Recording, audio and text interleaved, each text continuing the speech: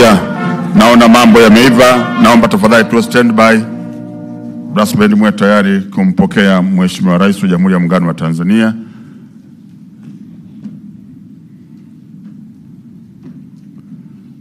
Mpe signal hapo. Ya, naomba tusimame wote. Makofi mengi tumpokee Mheshimiwa Rais.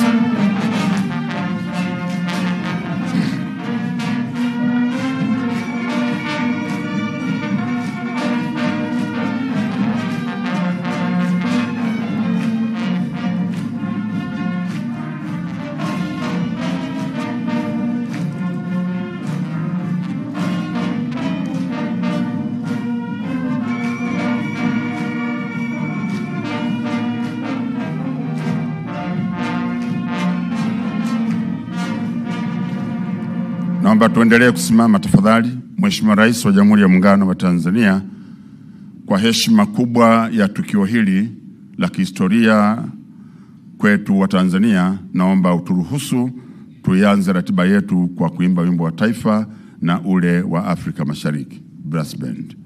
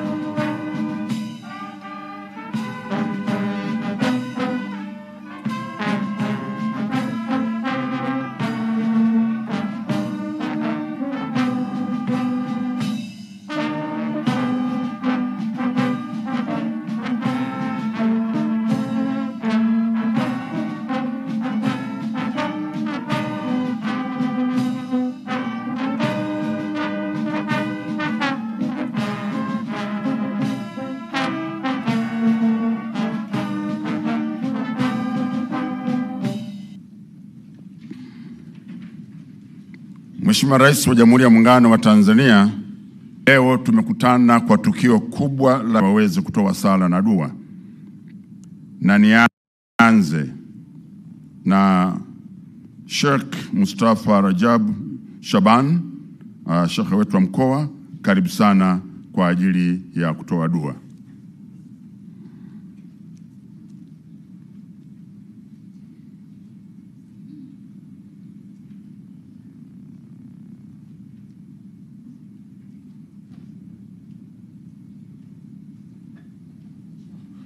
Bismillahirrahmanirrahim. Alhamdulillahi rabbil alamin wassalatu wassalamu ala rasulillahi sallallahu alaihi wasallam. Ewe Mwenyezi Mungu Mola wa haki, muumba mbingu na ardhi, sisi waja wako kwa unyenyekevu mkubwa asubuhi ya leo tumekutanika mahala hapa katika kikao hiki muhimu kwa ajili ya maendeleo ya taifa letu la Jamhuri ya Muungano wa Tanzania. Mwenyezi Mungu Mola wa haki, tunakuomba kheri, tunakuomba baraka mwanzo wa tukio hili mpaka mwisho. Ibariki nchi yetu ya Jamhuri ya Muungano wa Tanzania. Mbariki Mheshimiwa Rais wetu wa Jamhuri ya Muungano wa Tanzania, mama yetu Dr. Samia Suluhu Hassan, aendelee kuleta maendeleo katika taifa hili la Jamhuri ya Muungano wa Tanzania.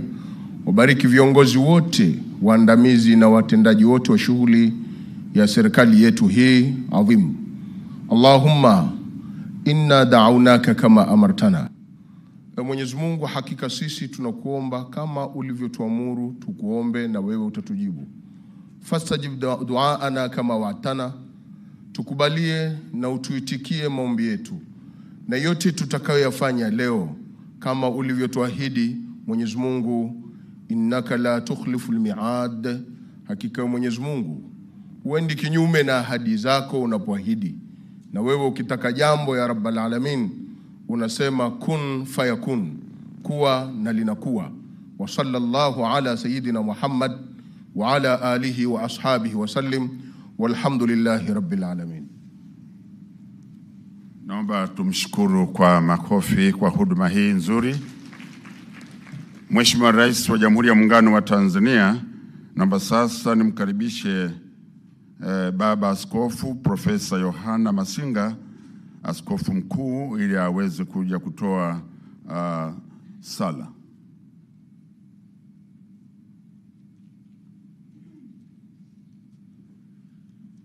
Tuombe. Mtakatifu Mungu wetu, Baba wa Bwana wetu Yesu Kristo, tunayo heshima mbele za uso wako kwa siku hii ya leo. Tunakuja mbele zako tukisema asante kwa kuilinda nchi yetu. Asante kwa kumlinda Rais wetu wa Tanzania, Mheshimiwa Dr. Suluhu Hassan. Asante Bwana wa majeshi, wewe ni Mungu uliye mkuu sana.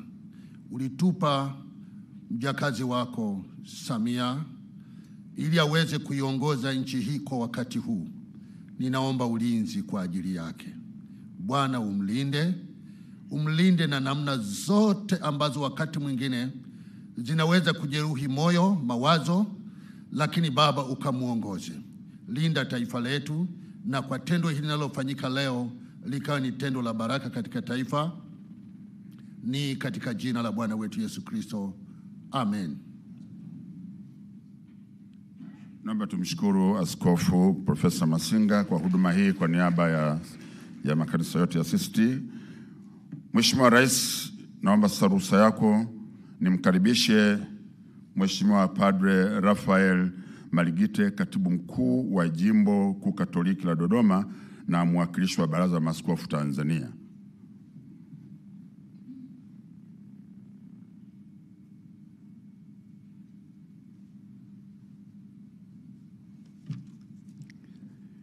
Kwa jina la Baba na la Mwana na Roho Mtakatifu, tuombe. Mungu Baba yetu mwema, muumba wa kila lililo jema, tunapojiandaa kuanza mwaka mpya wa utekelezaji wa shughuli za kiuchumi, tunajikabidhi kwako uwe msimamizi wetu katika matumizi mazuri ya kile tunachokusanya na tunachopata kutoka kwa wahisani wetu. Mpe Rais wetu Dr. Samia Suluhu Hassan afya njema katika kuliongoza taifa letu. Wajalie hekima na busara Makamu wa Rais Dr. Philip Mpango na Waziri wetu Mkuu Mheshimiwa Kassim Majaliwa, ili wawe washauri wema kwa Rais wetu. Wajalie mawaziri wote wasimamie wizara zao kwa weledi. Tunakuomba Mungu Mwenyezi, viongozi wetu wanaosimamia shughuli zote kuanzia mikoa hadi vijiji watende haki kwa wale wanaowasimamia.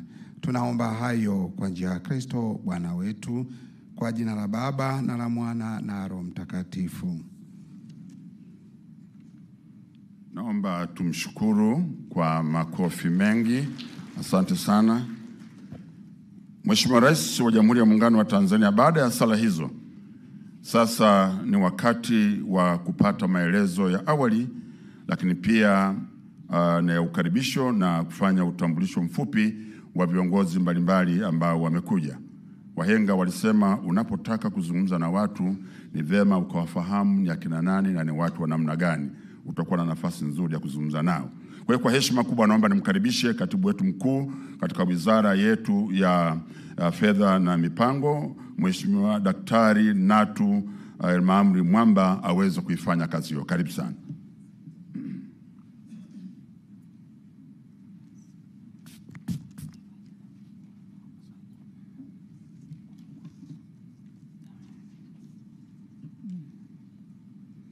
Your Excellency, Dr. Samia Suluhu Hassan, the President of the United Republic of Tanzania, before I continue with my welcoming remarks, allow me to introduce the guests who have joined us on this important occasion. Her Excellency herself, Dr. Samia Suluhu Hassan, President of the United Republic of Tanzania, Honorable Dr. Mwigulu Lameck Nchemba Madelu, Minister of Finance and Planning, Honorable Angela Jasmine Kairuk, Minister of State, President's Office, Regional Administration and Local Government, Excellency Manifredo Fanti, Economic Union Ambassador to the United Republic of Tanzania, Honorable Ali Suleiman Amir, Deputy Minister, President's Office, Finance and Planning, Revolutionary Government of Zanzibar, representing Honorable Dr. Saada Mkuya Salum, Minister of State, President's Office, Finance and Planning, Revolutionary Government of Zanzibar, Honorable Dr. Suleiman Said Jafo, Minister of State, the Vice President's Office, Honorable Abdallah Hamis Ulega, Minister of Livestock and Fisheries, Honorable Suleiman Masoud Makame, Minister, Blue Economy and Fisheries, Revolutionary Government of Zanzibar, Honorable Mary Masanja, Deputy Minister, Natural Resources and Tourism, representing Honorable Mohamed Mchengerwa, Minister, Natural Resources and Tourism. Honorable Fatma Rajab, Deputy Permanent Secretary, Ministry of Foreign Affairs and East African Cooperation, representing Honorable Dr. Stegomena Lawrence Tax, Minister of Foreign Affairs and East African Cooperation, Excellency Cedric Merel, EU Head of Cooperation to the United Republic of Tanzania, Honorable Rosemary Senyamule, Regional Commissioner, Dodoma, Permanent Secretaries present from URT and RGZ, Deputy Permanent Secretaries present from URT, RGZ, Dodoma Regional Defense and Security Committee, heads of diplomatic missions and international organizations, Mr. Emmanuel Tutuba, Governor, Bank of Tanzania, head of public institutions presence, religious leaders, government officials from ministries, independent departments and agencies, regional secretariats and local government authorities from the United Republic of Tanzania and Revolutionary Government of Zanzibar, private sector and civil society representative. Na wasalimu kwa jina la Jamhuri ya Muungano wa Tanzania. At this important occasion, I extend my heartfelt gratitude to Dr. Samia Suluhu Hassan, the President of the United Republic of Tanzania, for cordially accepting our invitation and joining us here today. Your Excellency, Madam President, first of all, I'd like to welcome you to this signing ceremony for 3 financing agreements under the new framework of cooperation between the European Union and the United Republic of Tanzania for a period of 7 years from 2021 to 2027.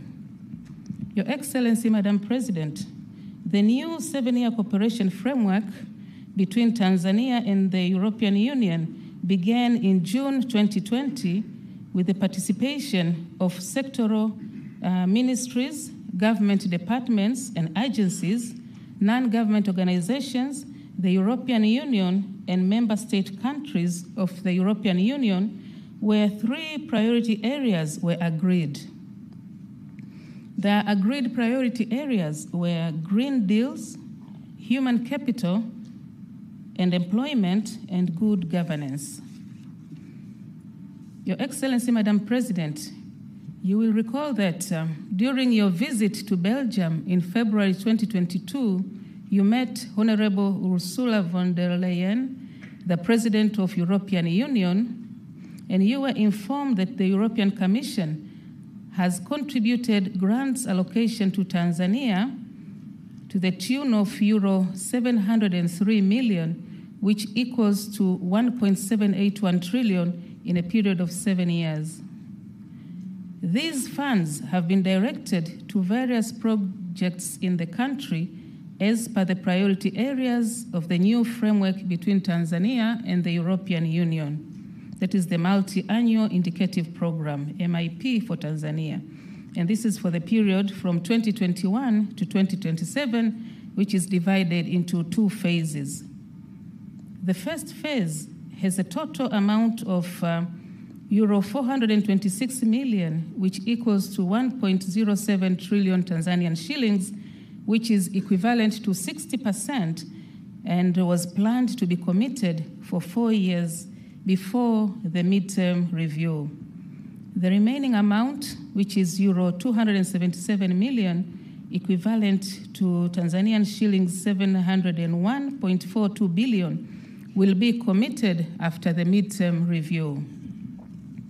Your Excellency, Madam President, to date, the government, through the Ministry of Finance and Planning, has completed the formulation of 6 programs in a period of 2 years worth euro 394.35 million, which is equal to 998.57 billion Tanzanian shillings, equivalent to 56.1% of all funds allocated under the framework for the period of 7 years.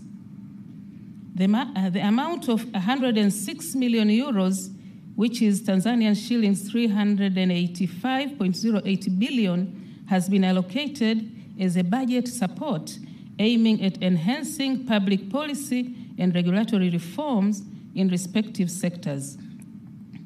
These projects are implemented in 2 main approaches, which are budget support as a government preferred modality and direct to project funds through international organizations and civil society organizations in close collaboration with the European Union and sectorial ministries.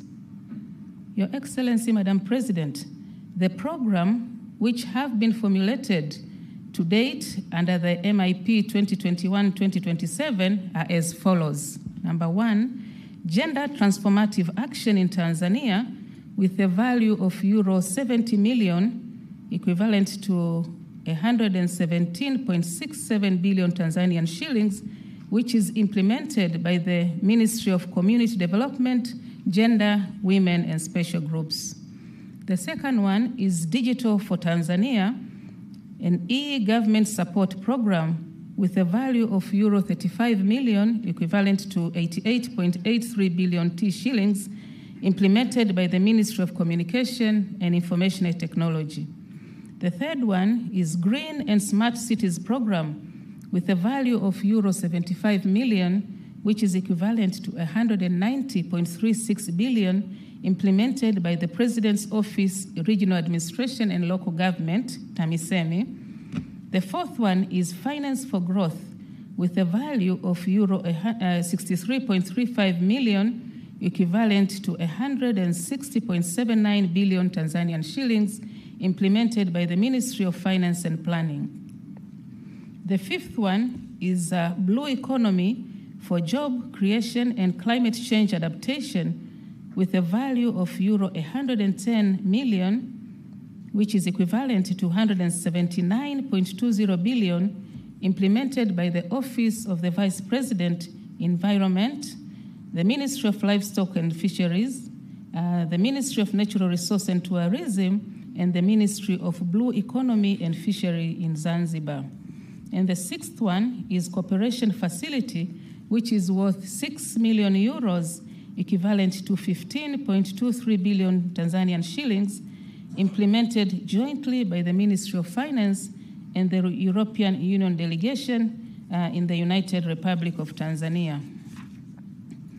Your Excellency, Madam President, in terms of disbursement of the Budget Support Fund, as I speak, the government has received a total of euro 21 million, equivalent to 53.30 billion Tanzanian shillings under the financial year 2021-2022. Also, for the financial year 2022-2023, the government has received euro 32.48 million, equivalent to 82.44 billion Tanzanian shillings.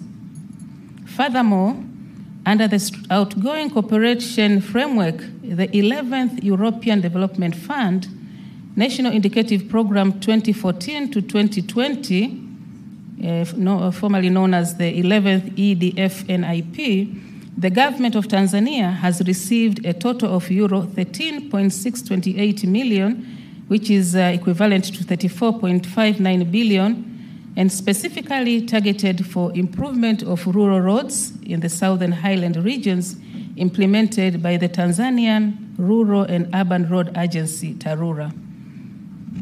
Therefore, Madam President, this makes a total of euro 46.11, equivalent to 117.036 billion, received under the financial year 2022-23, of which will be announced today.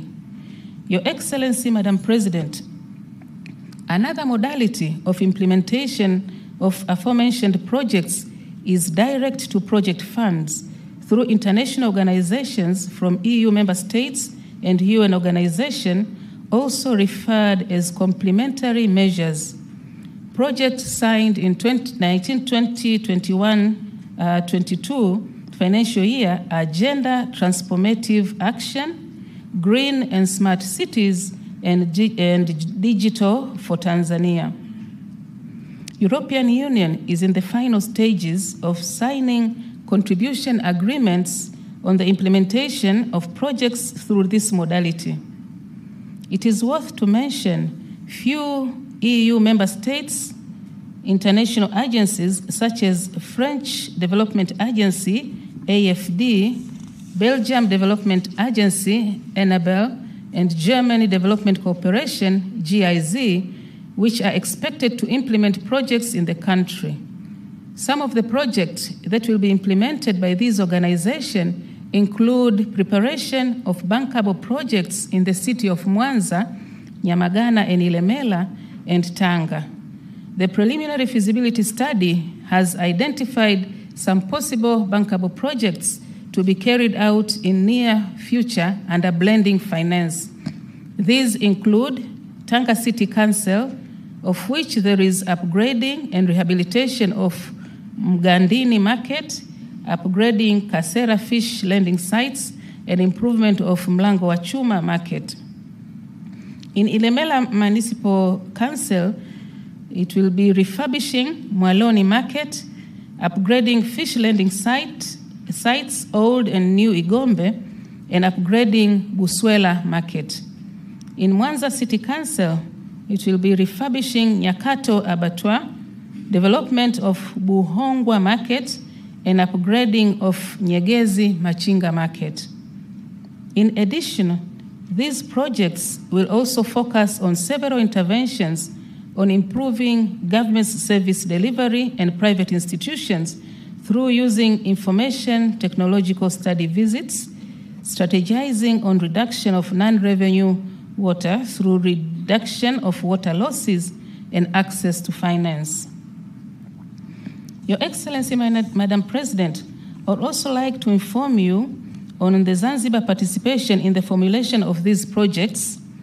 Among the interventions dedicated to Zanzibar under green and smart cities are construction of basic social infrastructure on Pemba Island with the amount of 5 million euros, equivalent to T shillings 12.66 billion. Currently, the procurement process is ongoing to select an NGO that will implement the project. Further, the complementary support and agenda program is also focused on the following. An amount of euro 4 million has been allocated to Zanzibar to address gender-based violence, in particular for women and children. This project is implemented by UN Women in collaboration with the Ministry of Gender in Zanzibar. An amount of euro 20 million has been allocated for Zanzibar and mainland to enhance women economic empowerment through productive social safety net programs implemented by TASAF and SIDA. An amount of euro 6 million is allocated to support financial institutions such as Impact Fund to contribute directly through local finance institution and also indirectly through the financial sector business environment to increase women access to finance, promoting green and digital opportunities. Other funds amount to euro 5 million has been allocated for enhancement of women participation in leadership and decision-making processes. These funds aim to promote equitable social norms, attitudes, and behavior, promoting gender equality and fostering at community and individual level. Under the new program of Blue Economy and Finance for Growth, an amount of euro 78 million and euro 33.35 million is allocated for complementary support respectively, where discussions are still ongoing on the interventions to be implemented in Tanzania mainland and Zanzibar. Your Excellency, Madam President, today we will sign 3 financing agreements for programs formulated in the year 2022. These are Blue Economy for Job Creation and Climate Change Adaptation, euro 110 million, Finance for Growth, euro 63.35 million, and Cooperation Facility, euro 6 million. These projects aim to improve the public finance ecosystem and booming blue economy sector in the country. In addition, as mentioned above, EU will today announce the funds disbursed for budget support. Your Excellency, Madam President, let me conclude by assuring you that the government will continue to work closely with the European Union to strengthen our historical and long-term cooperation ties. The strengthening of our cooperation with the European Union will continue stimulating development in various economic sectors and social services and provide employment and business opportunity for all parties. In addition, the government of the United Republic of Tanzania commits all measures to ensure successful implementation of the respective programs to achieve the intended benefits to the public. Madam President, I thank you for all your attention. Thank you very much.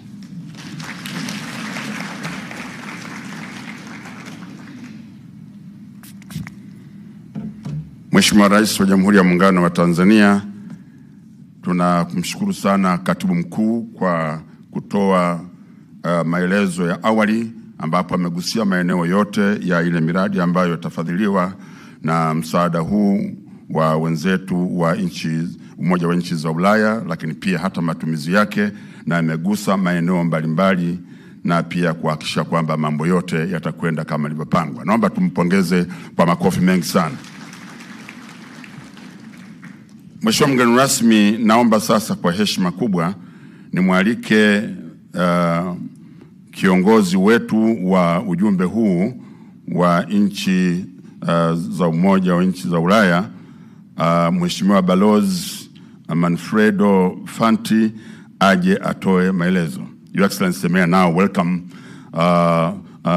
His Excellency Ambassador Manfredo Fanti to come forward and deliver his remarks on behalf of the delegation. Manfredo Fanti, benvenuti tutti. Karibu sana. Karibu sana, hicho ni Kitaliano. Asante sana. This is very nice. Your Excellency, President Samia Suluhu Hassan, President of the United Republic of Tanzania, Honorable Minister Mwigulu Lameck Nchemba, Honorable Angela Yasmin Kairuki, Honorable Minister, Honorable Minister Selemani Jaffo, Honorable Representative Deputy Minister Suleiman Amir, Honorable Deputy Minister Mary Masanja, Honorable Abdallah Hamis Ulega, Honorable Suleiman Masoud Makame, and also Honorable Governor of the Central Bank, Emmanuel Tutuba, and government officials, ladies and gentlemen, religious leaders and colleagues from the European Union. Habari za mchana. It is a great honor for me to celebrate the disbursement of 140 billion Tanzanian shillings grant to the national budget in the presence of Your Excellency and dignitaries. The disbursement of this budgetary support to the Treasury coffers indeed deserves such a symbolic communication event witnessing our close cooperation. This amount is part of the different EU grant budget support operations that we have put in place together with the government of Tanzania for the period 2021-2027, and which have a total budget of 637 billion Tanzanian shillings. There are different ways of contributing to the sustainable development of Tanzania. Some of them are very visible. If you directly finance a school or a hospital, there is a tangible infrastructure, and the proof of your contribution is really brick and mortar.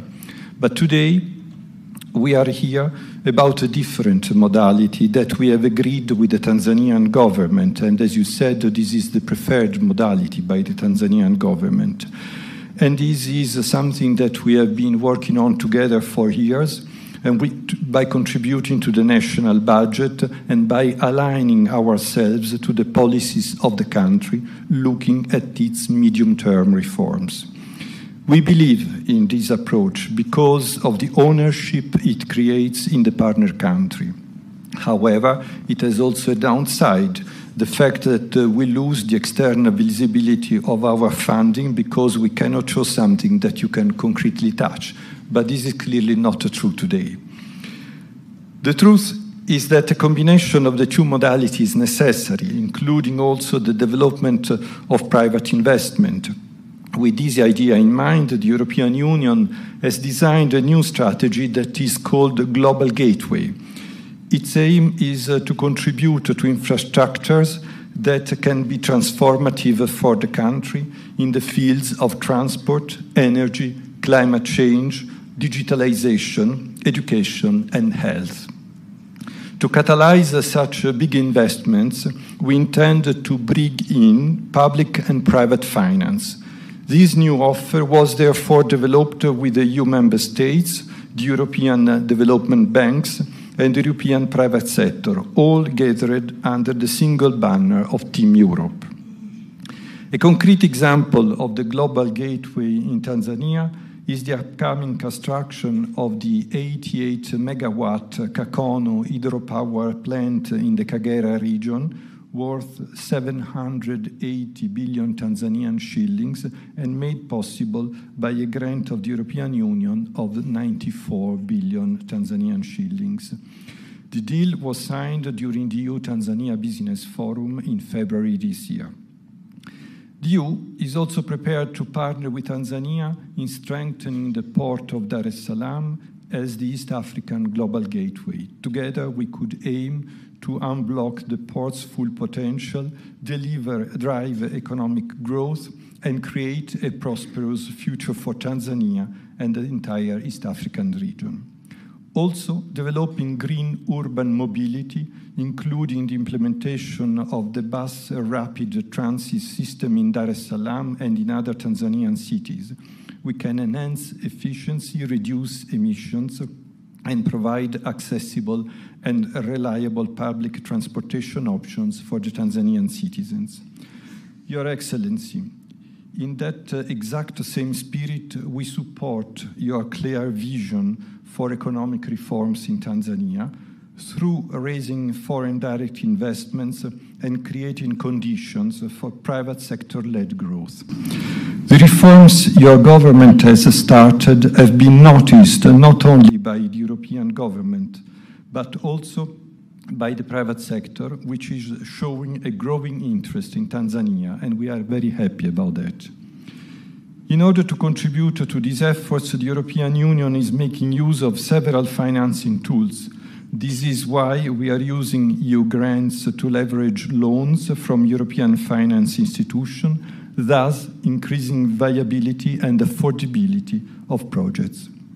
This will be, for example, the case of the second phase of the water supply program in the city of Mwanzo to start in the near future.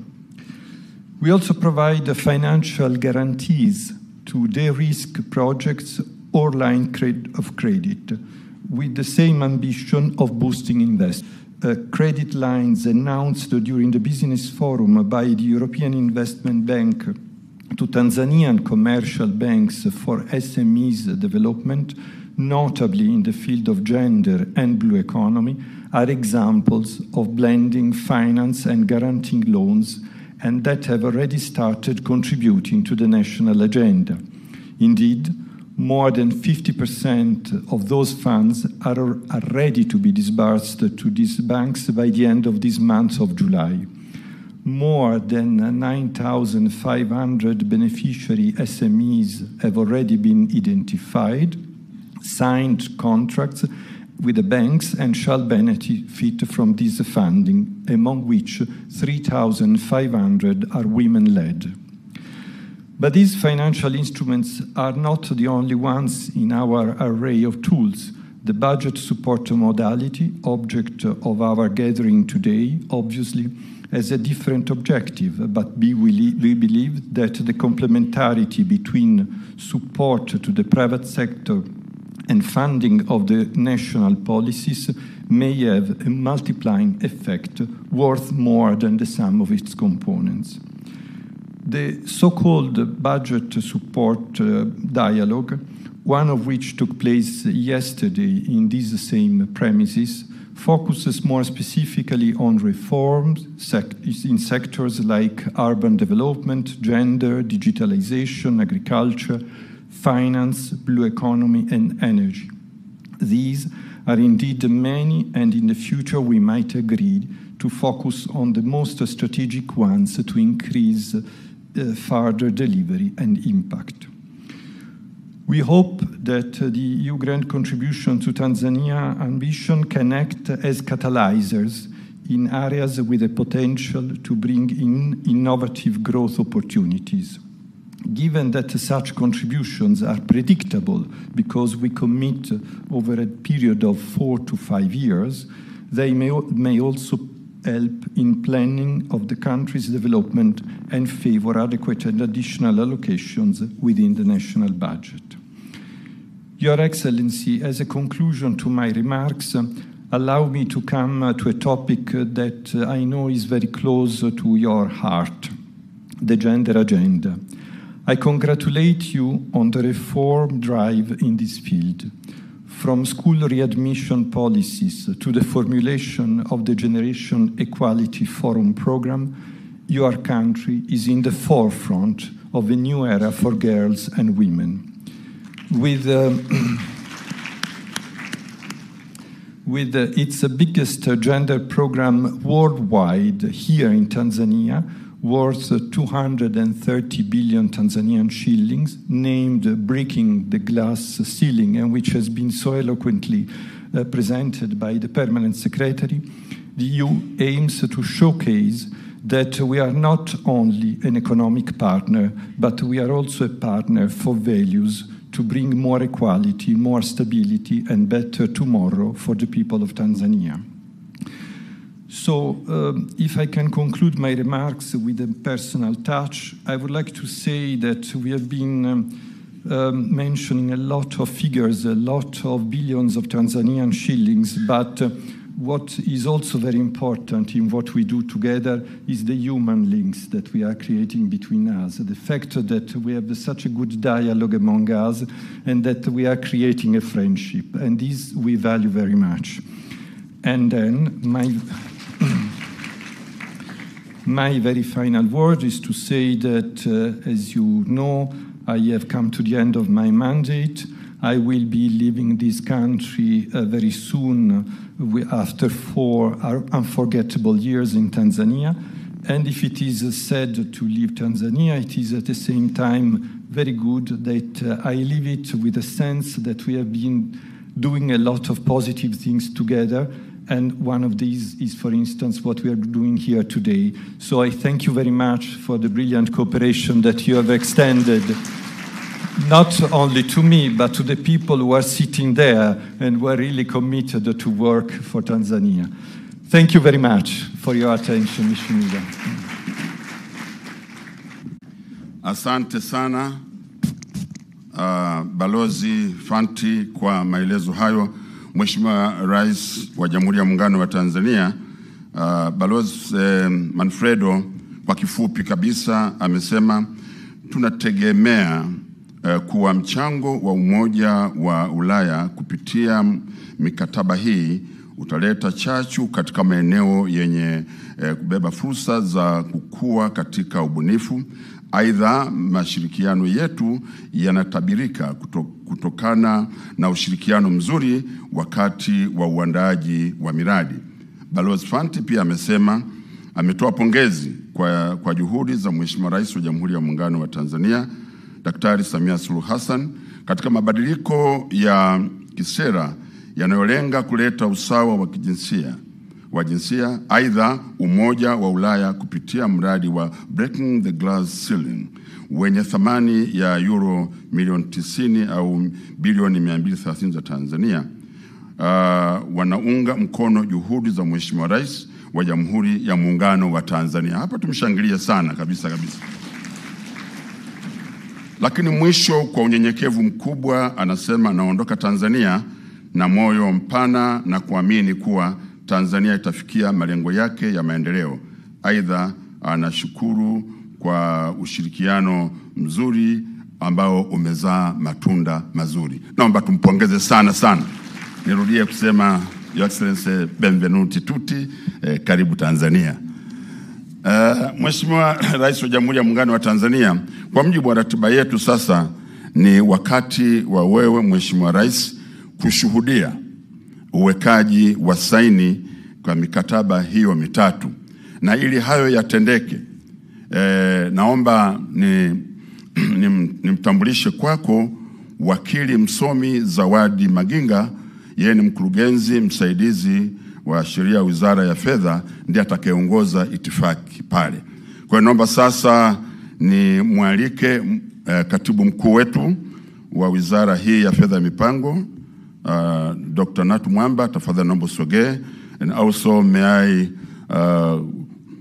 invite His Excellency Ambassador Manfredo Fanti to join the Permanent Secretary in signing the 3 contracts. And each contract will be signed separately. You will exchange the contracts and you'll show to His Excellency the President and show the public, and that will be the order for the 3 projects. Mradi wa kwanza ambao wanaweka saini ni uchumi wa blue, ambao una thamani ya euro 110 au shilingi 279.20 bilioni za Kitanzania. Sasa utasaidia katika kuleta mabadiliko ya tabia nchi katika pwani zetu za Tanzania bara na kule Zanzibar. Kwa hiyo wanaweka saini na tuwe tunawaombea taratibu, kwa sababu mambo haya ni mazito. Jamhuri ya Muungano wa Tanzania, makofi mengi sana.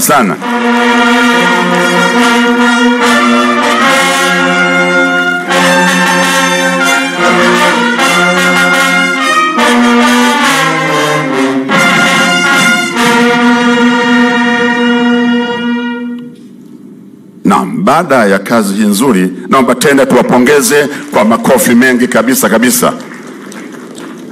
Maana kama Mheshimiwa Rais anapiga makofi, maana yake mambo yamefika mahali pake.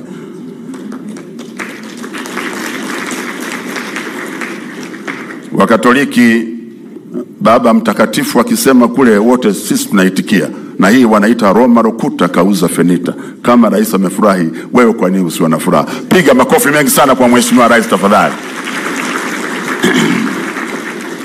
Mheshimiwa Rais wa Jamhuri ya Muungano wa Tanzania na mgeni wetu rasmi kwenye shughuli hii, hatua inayofuata sasa ni kutangaza ule msaada wa kibajeti, na hivyo basi naomba tena uniruhusu nimwalike Mheshimiwa Balozi Manfredo aje hapa mbele aweze kutoa maelezo ya hii mpango huu mzima wa tangazo nataka kulitoa hapa. Your Excellency Ambassador Manfredo Fanti, I welcome you again to the podium to do what we call to do the announcement of the budget support funds disbursed by EU in the financial year 2022-2023 and handing over of the official documents to the government. Karibu sana. Naomba tumpigie tena makofi mengi na bila kufanya kazi hiyo.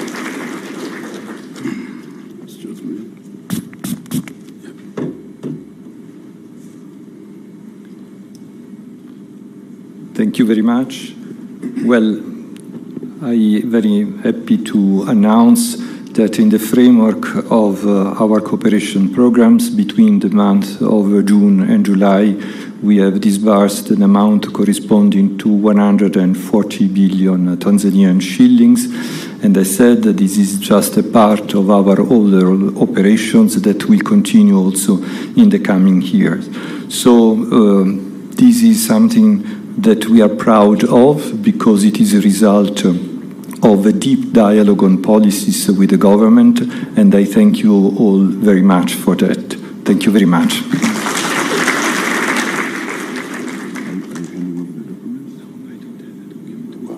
Yeah,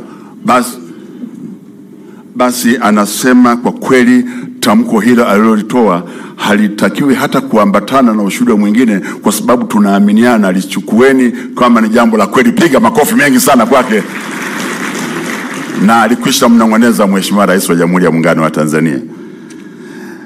Kwa mjibu wa ratiba yetu, napenda tu niseme Mheshimiwa Rais kwamba tukio hili limeshuhudiwa na wewe mwenyewe, lakini pia wamesikia wahusika ambao ni waziri wetu wa fedha na mipango Mheshimiwa Daktari Mwigulu Lameck Nchemba Madelu mbunge, lakini pia na naibu waziri kutoka ofisi ya Rais fedha na mipango kule Zanzibar, Mheshimiwa Ali Suleiman Amea. Naomba usimame tafadhali Rais akuone kwamba uko hapa kwa ajili ya tukio hili. Kwa hiyo kwa kuwatangaza hawa, manake wamekubaliana kabisa kwamba mzee ametamka lilo la kweli.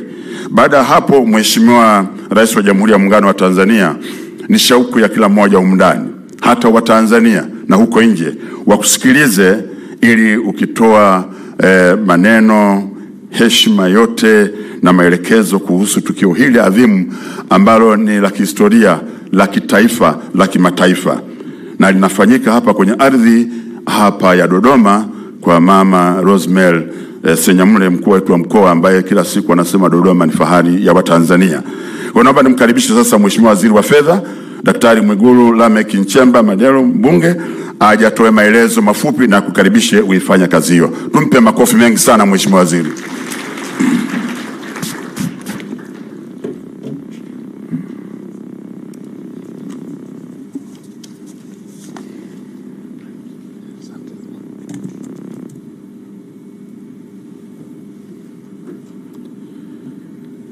Your Excellency Dr. Samia Suluhu Hassan, President of the United Republic of Tanzania, Your Excellency Manfredo Fanti, EU Ambassador to the United Republic of Tanzania, my comrades, ministers and deputy ministers here present, both from the mainland and the Zanzibar, I recognize you all. Permanent secretaries here present, Governor of the Bank of Tanzania, Madam Regional Commissioner, and all government officials here present, Excellencies, heads of diplomatic mission and international organizations, representatives from the private sector and the civil societies, my beloved religious leaders, my comrades from security organs, members of press, ladies and gentlemen, na wasalimu kwa jina la Jamhuri ya Muungano wa Tanzania. At this important occasion, may I extend my sincere gratitude to you, Madam President, for accepting our invitation and joining us here today. I would like to take this opportunity to thank you in a special way for your tireless efforts to make it possible for our country to work with development partners in the development process. Madam President, you have unlocked a lot of negotiations and pending discussions which were hopelessly stuck for quite a while. And surely, you have become a cornerstone in rebuilding a healthy relationship with our development partners. And we can attest to that for we whom we are from the Ministry of Finance. Your Excellency, Madam President, Tanzania and European Union have fostered an exceptional bilateral relationship over 48 years. Throughout the years, our ties have flourished and the EU has remained a close and steady partner to Tanzania. Under your presidency and leadership on the Sixth Fifth Government, we have witnessed remarkable achievements including Tanzania and the EU that have signed a new cooperation framework for multi-annual indicative program for Tanzania covering a period of 2021-2027. This framework signifies our commitment to collaboration and development with EU, with a resource envelope of 703 million euros, equivalent to 1.9 trillion. And these have been allocated in a 7-year period, which represents over 77 million euros compared to the previous national indicative program that was between 2014 to 2020.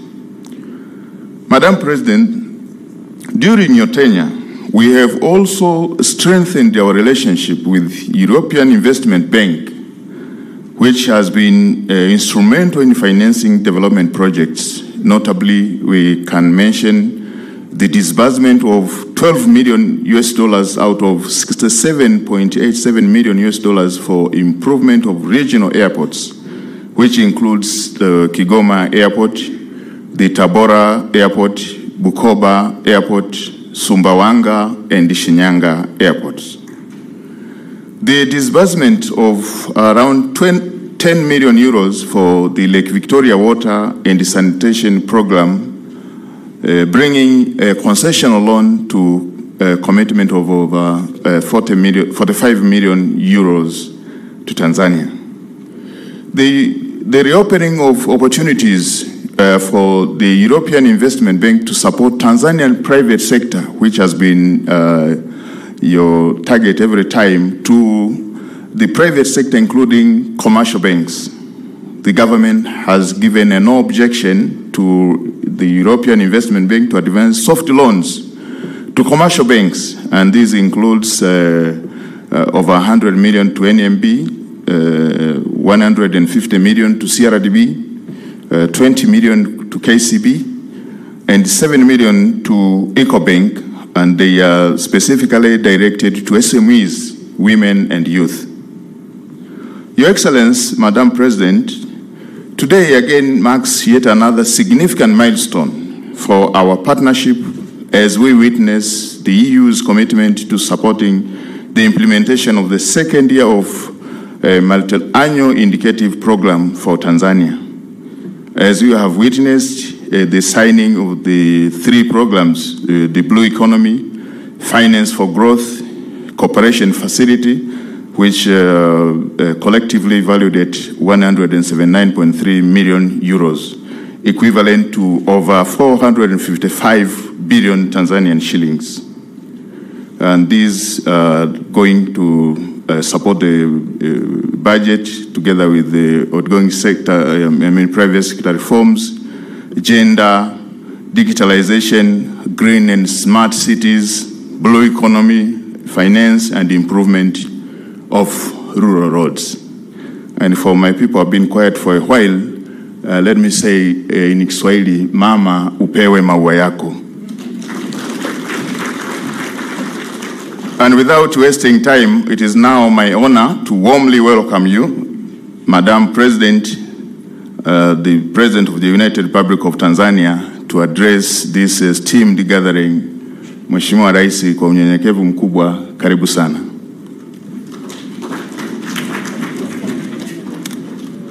Naomba wote tusimame tafadhali, tumpigie makofi Mheshimiwa Rais, tumpe maua yake kama alivyosema Mheshimiwa Waziri. Ni heshima kubwa kabisa kabisa. Tanzania oye! Naomba tukae. Okay.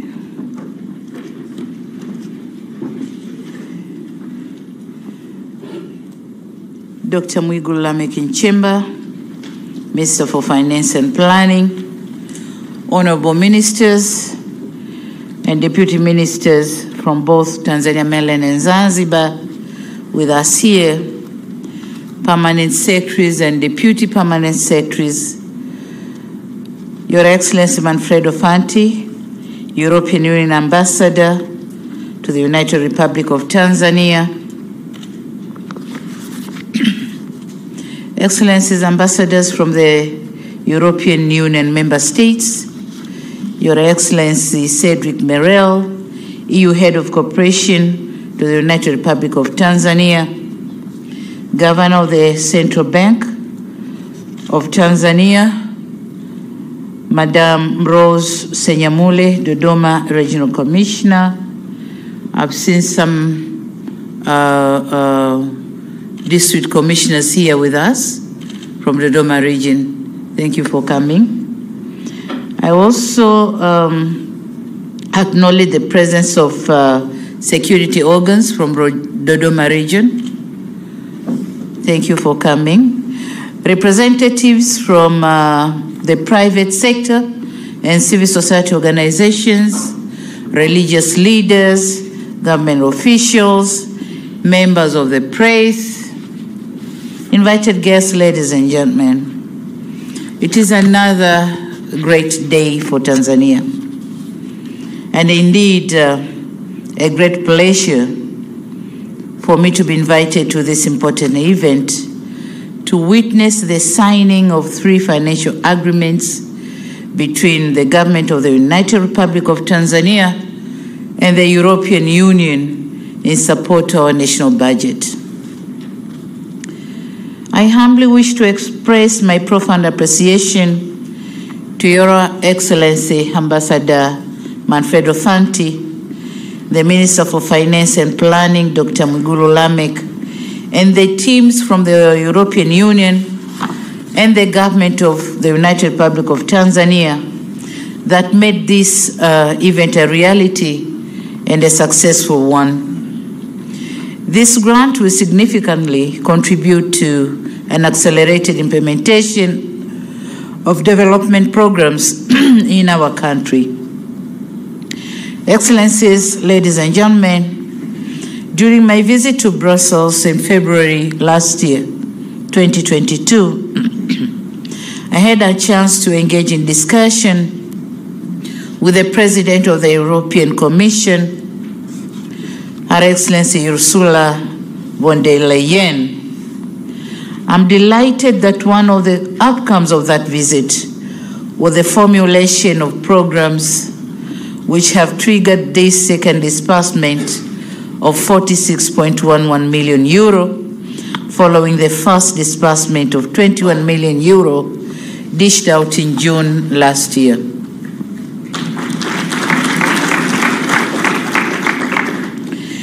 The disbursed fund will be directed to policy reforms, as it has been already said, and sector development in the areas of blue economy, finance growth, gender, green and smart city, promotion of digitalization sector, as well as improvement of rural roads in the Southern Highlands region. Your Excellency, Ambassador Manfredo Fante, kindly convey our gratitude to Her Excellency Ursula von Leyen for this big support.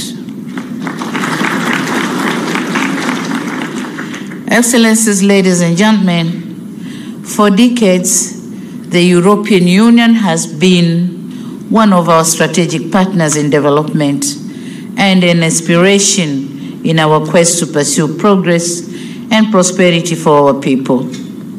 This is testified by the amount of financial support that has been extended to Tanzania.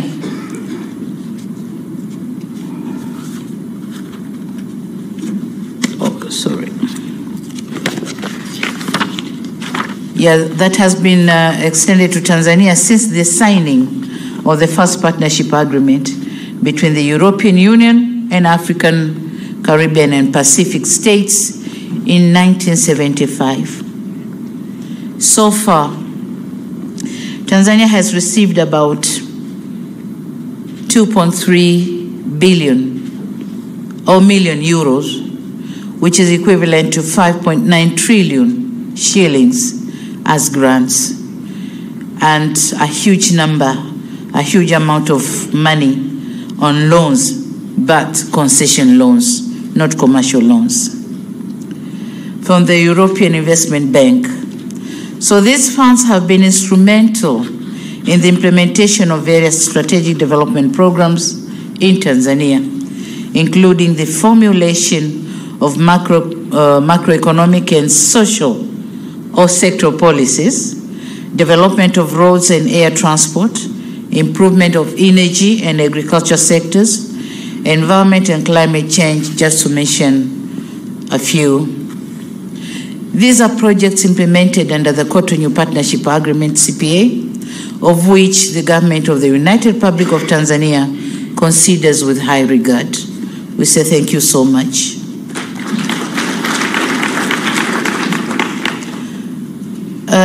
Ladies and gentlemen, we recently have witnessed the signing of 3 programs under EU-Tanzania Annual Action Plan 2022. And these programs include Blue Economy, and the amount of funds have been said, Finance for Growth, and Cooperation Facility, of which each one has certain amount of funds, a big chunk of funds actually. We have had the details of the programs during the remarks by the Permanent Secretary of the Ministry of Finance and Planning. I wish to take this opportunity to commend the commitment made by the EU as our key development partner to these programs and efforts made by both government experts and EU delegation that have culminated the signing of these agreements. The disbursement made as a grant to the government coffers is fully aligned with the strategic sectoral and Tanzanian development plans, particularly the National 5-Year Development Plan 3, Tanzania Development Vision 2025, and the Zanzibar Development Vision 2050. The programs will also complement the theme for the financial year 2023-2024 as adopted by the East African Community, which says accelerating economic recovery, climate change adaptation and mitigation, and enhancing productive sectors for improved livelihoods. So exactly the amount of money dispersed to Tanzanian government is going to accelerate those things and going in line with the East African Community theme for this financial year. Invited guests, ladies and gentlemen, earlier today I had a chance to meet His Excellency Ambassador Manfredo Fante, who is about to end his tour of duty as the head of EU delegation to Tanzania. We very much appreciate his outstanding leadership. He really did a good job. During his tenure, great strides have been made towards promotion, strengthening, and deepening relations and cooperation between the United Republic of Tanzania and the European Union.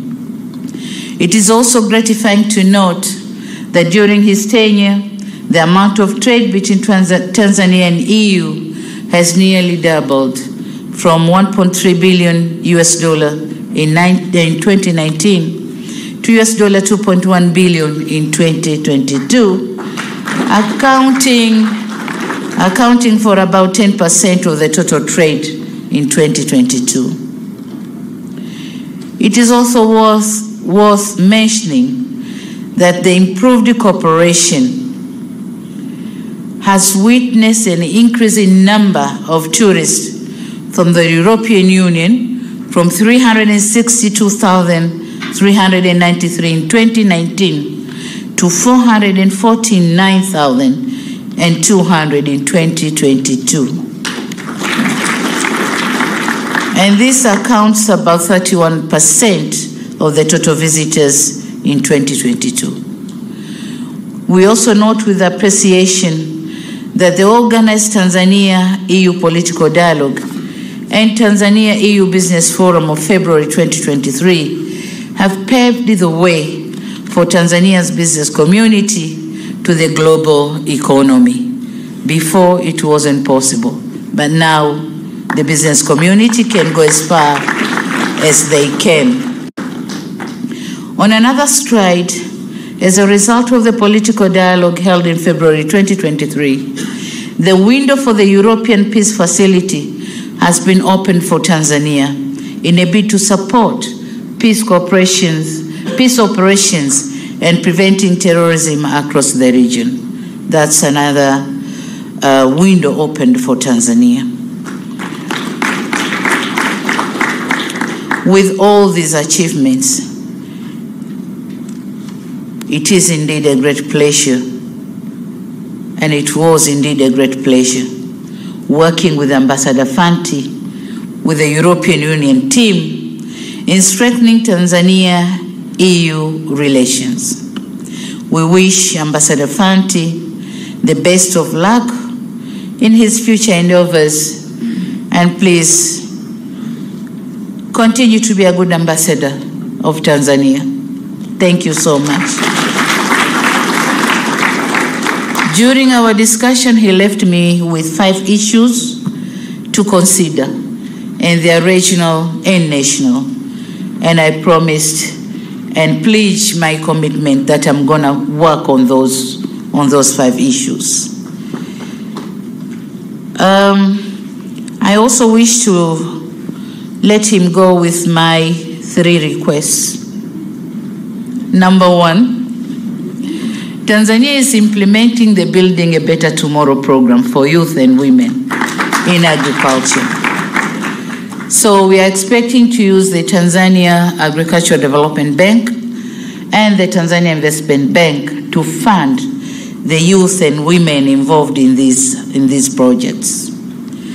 So my humble request is for the EU to consider the addition of 2 other banks, the Tanzanian Agricultural Development Bank and the Tanzania Investment Bank, in the lending and loans program, which has benefited some other banks.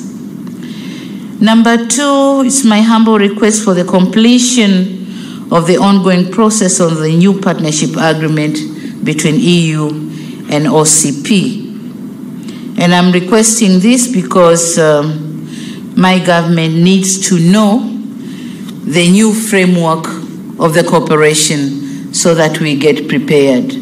So I would like to see the agreement signed and my government get ready for the new cooperation under the new framework. And number 3, just looking for the possibilities of adding Mwanzo Airport in the Airport and Roads project. Because Mwanzo is becoming a hub of the ICGLR zone. Yeah, so being a hub We need an international airport, also other infrastructure facilities that could be able to accommodate the neighbors to come to the hub and get the services they want. In conclusion, ladies and gentlemen, I want to reaffirm the commitment of the government of the United Republic of Tanzania to continue working closely with the AU for the mutual benefits. And finally, I wish to reassure that the funded programs shall be implemented with diligence and effectiveness. Thank you so much. Thank you very much for this offer. Thank you. Yeah. Jamani, naomba wote tusimame, tumpe makofi mengi sana Mheshimiwa Rais kwa jinsi ambavyo ameelezea furaha yake katika shughuli ya leo, lakini jinsi alivyozungumza na watu wa EU mpaka yote yakaweza kufanikiwa. Tumpe tena makofi mengi sana sana. Na amemthibitishia Balozi Fenty na wenzake kwamba serikali yake itasimamia kidete kuona kwamba fedha zote zitatumika inavyotakiwa na kwa misingi iliyokubalika. Haya ni mambo makubwa. Basi tena kwa niaba ya Watanzania wote tumpe makofi mengi Mheshimiwa Rais. Mheshimiwa Rais wa Jamhuri ya Muungano wa Tanzania, tunafahamu muda wako si mwingi, lakini kwa tukio hili tunaomba tupate picha chache za kumbukumbu kama ifuatavyo. Na niwaombe hapa nyuma kidogo tuwe na nafasi ili tuweze kukamilisha. Picha ya kwanza ni waheshimiwa mawaziri na manaibu waziri wote. Picha yetu ya kwanza hiyo. Makatibu wakuu na manaibu wao wajiandae.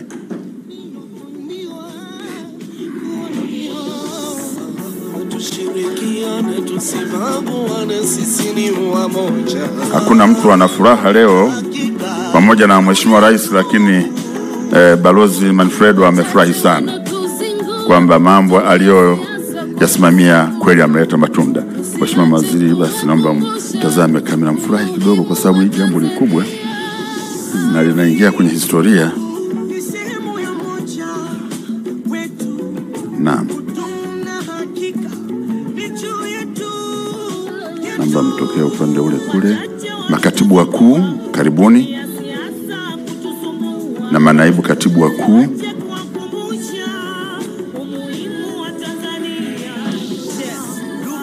Sasa gavana wa benki naomba tu join hapa. Maana hamna ujanja hapa. Hizi fedha zinaenda kwako, kwa hiyo wote ni watendaji. Naibu gavana, naomba uje tafadhali. Picha inayofuata, the second group photo will be the EU delegation. Yes, after this group photo, then followed by the EU delegation. Yeah. Mheshimiwane kwa vimo tu jamani. Yeah. Asante sana. Urefu ni amri ya Mungu, ufupi amri ya Mungu, lakini labda tu unene ndio juhudi zako jikoni.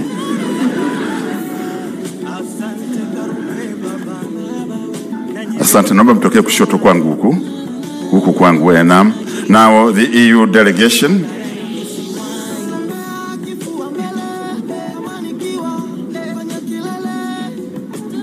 You're welcome.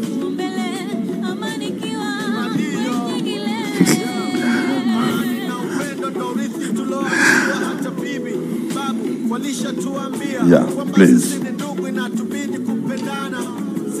Make sure all distinguished ladies are flanked. Yes. Joe?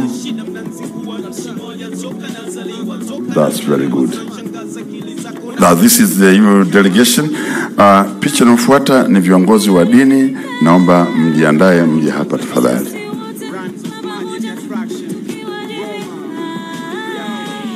Asante sana. Thank you very much. Kindly take leave. Mheshimiwa viongozi wa dini.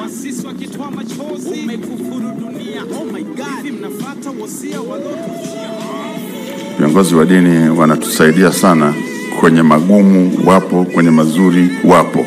Hii ndio inavyotakiwa namna hii.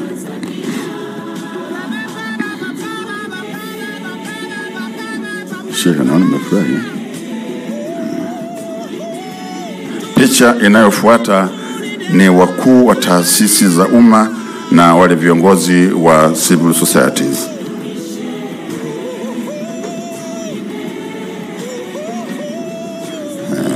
Kama mko wengi tutagawanya kidogo, tutaona.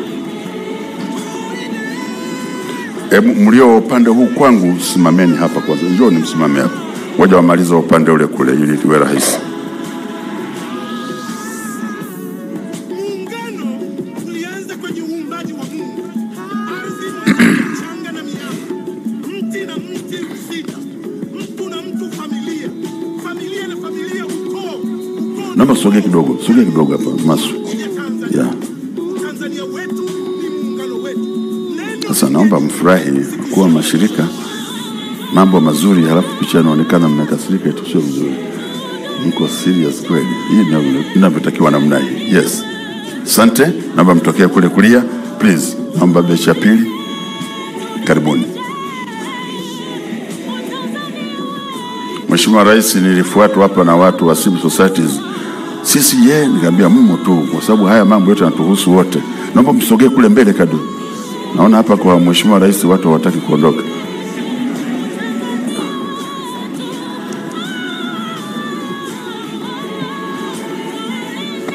Ya picha inayofuata. Asante, naomba tutokee kwangu huku. Picha inayofuata sasa, Mheshimiwa Mkuu wa Mkoa, wakuu wa wilaya na kamati yako ya ulinzi na usalama, tafadhali.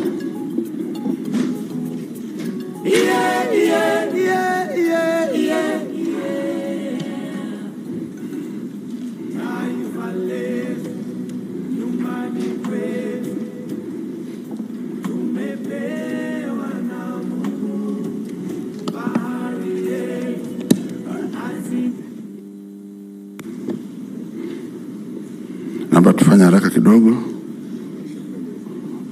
Naona Remedios disiwa Kongwa na wangetamani wawe katikati kidogo, lakini ndio mkuu wa mkoa yuko hapa. Wewe mzee, mbona huko mfupi? Nenda kule mbele kabisa kule kwa askari pale uonekane na wewe. Furahini. Hawa ndio Dodoma ni fahari ya Watanzania. Asante sana. Shukrani. Uongozi wa Wizara ya Fedha na Mipango, the management. Karibuni. Hii naona ndio itakuwa picha ya mwisho kama sitaelekezwa vinginevyo.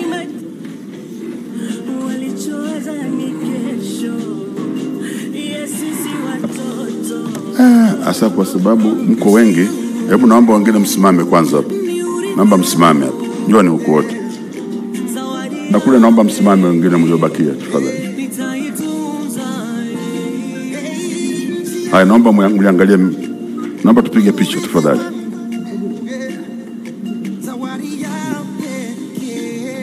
Asante.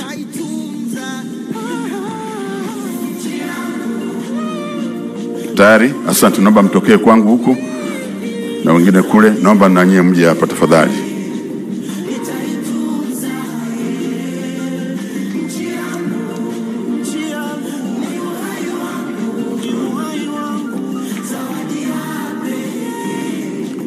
Naomba tufanye haraka tafadhali. Ukikosa hii picha hutaipata tena picha kama hii. Yes.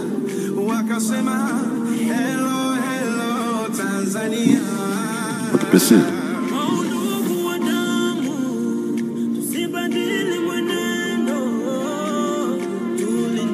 Asante, naomba mtokee huku.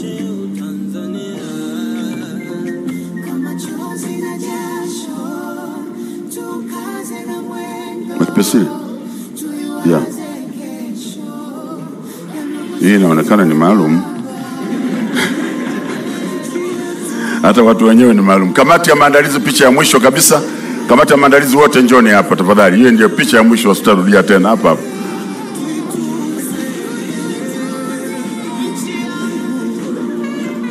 Haya, asante. Kamati ya maandalizi tafadhali. Mheshimiwa Rais, na mimi naomba hii niibie na mimi, maana sina hii picha nyingine.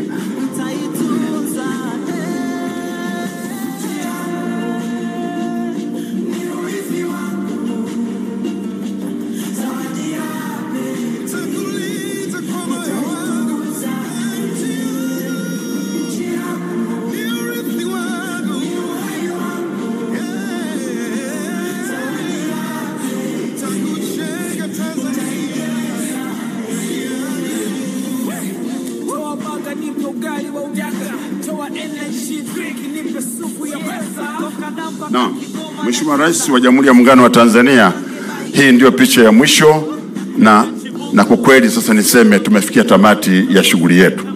Kwa heshima kubwa naomba tusimame tuweze kumwaga Mheshimiwa Rais kwa furaha kubwa, na brass band tuongeze katika tukio hili. Makofi mengi kabisa kwa Mheshimiwa Rais anapoondoka nje ya ukumbi huu. Asante sana Mheshimiwa Waziri Mwigulu Nchemba, Katibu Mkuu na wote. Hakika jambo limekuwa ni zuri sana.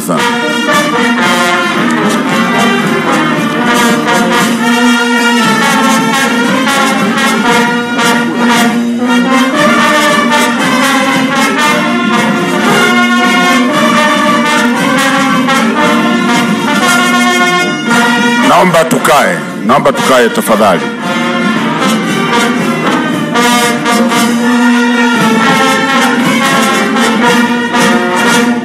Basi niseme asanteni sana kwa ushirikiano wenu, na hapa tumefikia tamati. Kwa hiyo sasa tunaweza kuendelea na shughuli zetu. Tunaanza pia kusalimiana na wageni wetu, na sisi wenyewe tukiagana. Mungu ibariki Tanzania, Mungu mbariki rais wetu. Asanteni sana. Thank you very much, our colleague from the EU delegation. Thank you for being with us here, and whatever you have done to us, really we appreciate. Thank you very much. Welcome again to Dodoma, the land of wine and grapes, and the only piece of land in the world that we harvest grapes twice a year. Thank you.